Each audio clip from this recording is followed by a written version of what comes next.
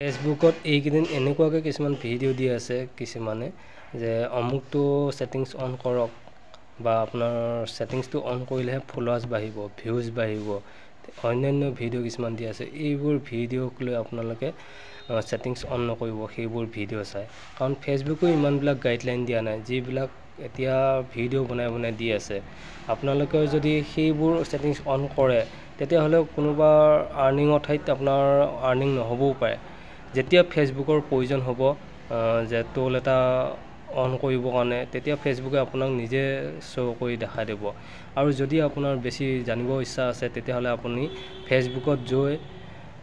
ফেচবুকত help setting বুলি এটা অপশ্যন আছে। এই ছেটিংছটো অন কৰি আপুনি আপোনাৰ অসুবিধাখিনি লিখি দিয়ক, আৰু লিখি দিয়াৰ পিছত ফেচবুকে আপোনাক পঠিয়াই দিব কি অসুবিধা হৈ আছে। সেই অসুবিধাখিনি আপুনি নিজে চাই কৰি আপুনি নিজে ছেটিংছটো মিলাই ল'ব পাৰিব। সুৰক্ষিত থাকক, সাৱধান হৈ থাকক। বেলেগৰ ভিডিঅ' চাই আপুনি ছেটিংছ অন নকৰিব বা ভিউজ বঢ়াবৰ কাৰণে ছেটিংছবিলাক কোনোপধ্যে অন নকৰিব।